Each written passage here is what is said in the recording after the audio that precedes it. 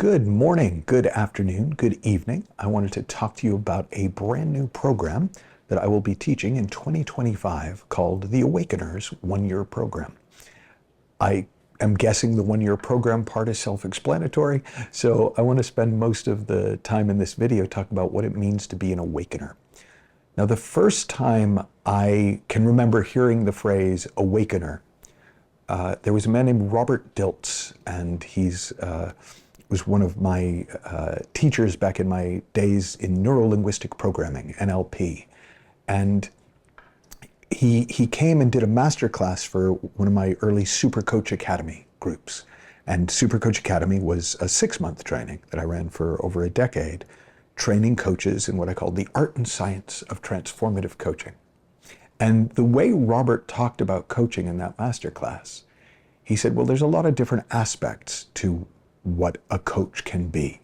They can be a mentor, they can be a guide, they can be a sort of a sponsor, kind of supporting somebody publicly. They can be like a bit of a counselor, a listener. But what they can also be at kind of the highest level is an awakener. Somebody who wakes people up to their deeper potential, who wakes people up to who and what they really are. Now, over the years, I've used a lot of different words to try to describe what it is that I do with clients, what I do with groups, what I'm aiming to do in my videos, what I'm aiming to do in my public programs, what I'm aiming to do when I give big talks. And it is best described as helping people wake up to their deeper spiritual nature. Now, what do I mean by spiritual? He said spiritual. What I mean by spiritual is the spirit of life.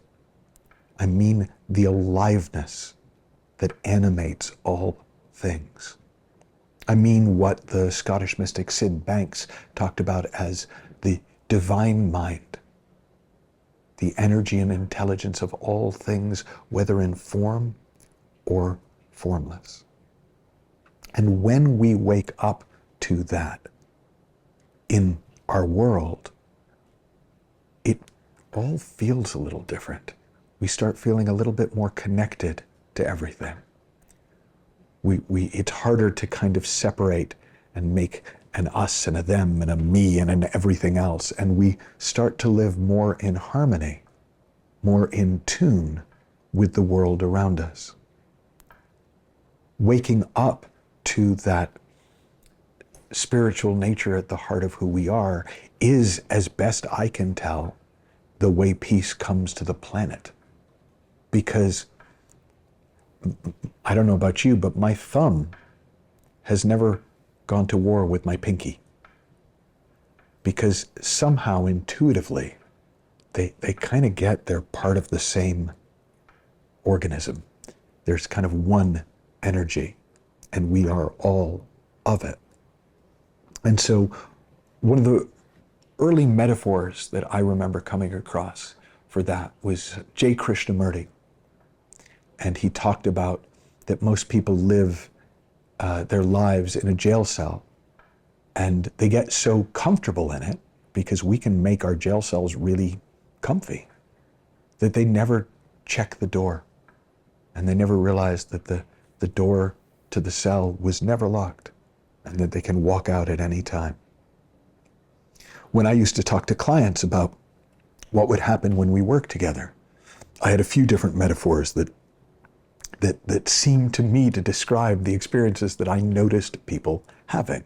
So I would say, if you're like a chick in an egg, and you're kind of, it's getting a little tight and it's getting a little uncomfortable in there, and you can kind of almost feel like you're ready for more, you can either get somebody to help you redecorate the inside of the egg so it feels more spacious, or you can get somebody to help you hatch.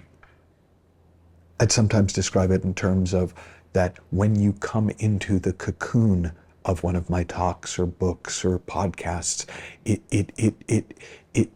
what comes out is different, but it's still you. In fact, it's more you. It's you as you were meant to be. Not you as you, like if you go, if I know so little about butterflies, but if you went into the cocoon and went, oh, I want to come out as a monarch butterfly, I want to come out as a monarch butterfly, and it turns out that you're a leopard butterfly, you're going to come out as a leopard butterfly and it's going to feel perfect. It's like with all his efforts, the ugly duckling was never going to be a great duck, but he was a perfect swan. That's what it is to awaken, and facilitating that process through anything that you do, through your art, if you're an artist, through your singing, if you make music, through your music, if you're not a singer but you make music, through your teaching, through anything that you do, through working with your team, through having conversations, through sitting one-on-one, through working with groups.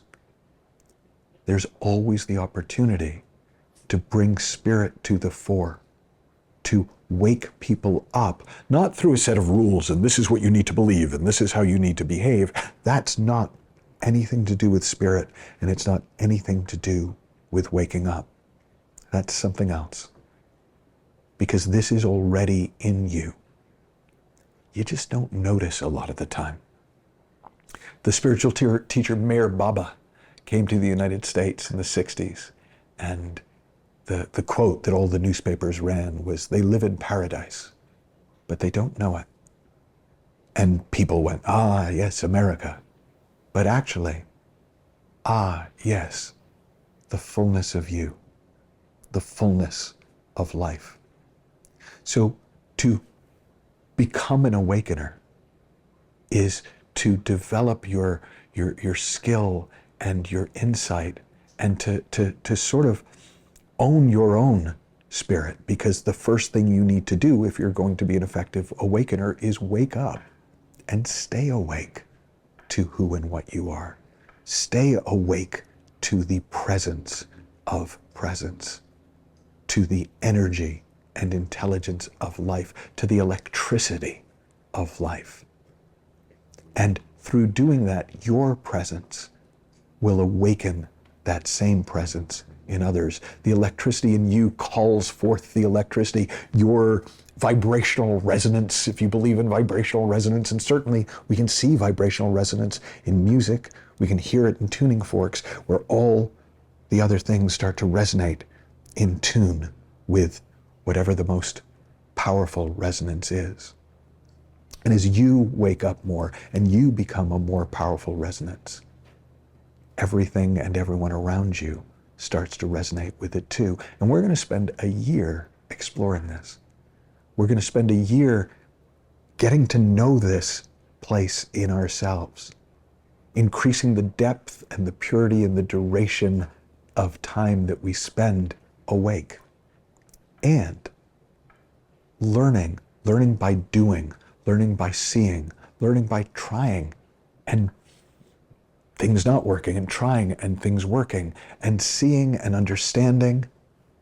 We're going to both be waking up for ourselves and really seeing what it takes to wake up others, so that by the time our year is done, not only will we have such a solid experience of what it means to be awake in the world, of what it means to truly be present to life, but also how to bring that out in anyone around us, in any context, whether it's the kids that we're working with as a teacher or as a parent, whether it's the team we're managing or leading, whether it's an individual client, whether it's a group that I'm facilitating, whether it's a talk that I'm giving, whether it's my podcast, whether it's videos that I make to go online, whether it's in my writing.